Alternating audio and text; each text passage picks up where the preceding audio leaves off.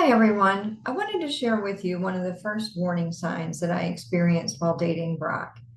He called me one night before bed and told me that he'd been driving his dad's truck when he had an accident and he flipped the car and he totaled it. He was back at home and he was okay, but he was worried about what his dad might do to him. And so he asked me to stay on the phone with him. At 16 years old, it didn't cross my mind that all his dad would have to do was walk in the room and say, "Get off the phone," and he'd probably get off the phone. Instead, wanting to help my boyfriend, I pulled the covers up over my head and burrowed underneath them so that my parents wouldn't hear me talking on the phone later than I was supposed to be.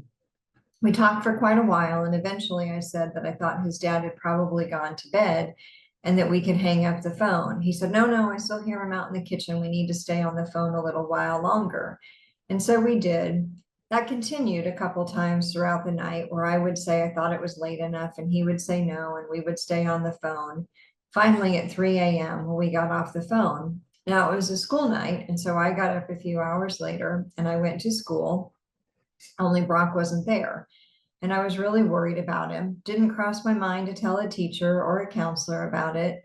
This was way before cell phones, and so I had to wait until lunchtime to get to a payphone and to call him and see if he was okay, only he didn't answer the phone. So after school, my best friend and I drove up to his street or up to his house to check on him. I'll never forget turning the corner onto his street. His was a few houses down, and as soon as we turned that corner, the first thing that I saw was his dad's truck in the driveway without a scratch on it.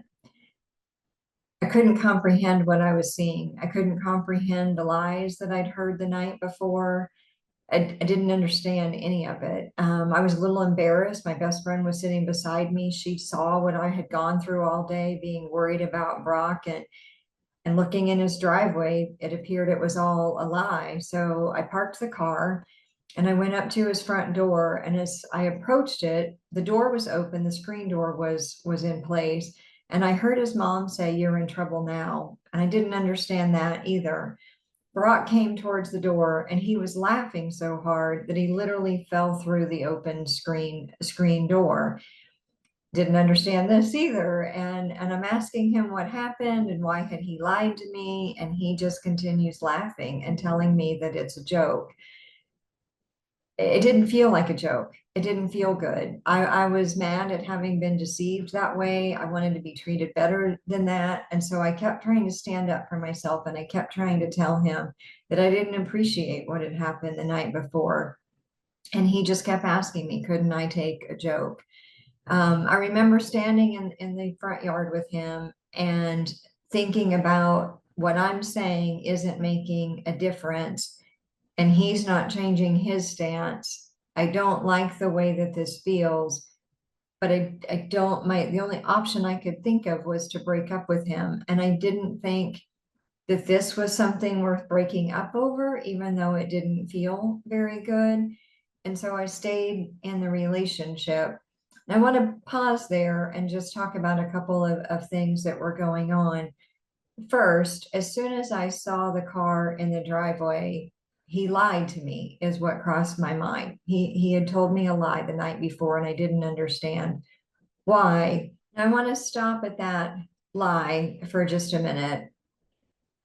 When you tell a lie, what is the purpose of telling a lie? Or if somebody has told you a lie before, like maybe sometimes it's a white lie that your homework isn't done and you say something, or you don't want to get in trouble for something that you have done. But a lie is generally used to cover something up. There wasn't anything to cover up that night. He was telling me a story and trying to pull me in. Now, abusive dating relationships, harmful dating relationships are all about control. And it took me a very long time to see that. But when I look back at this example, this was the beginning of his control over me.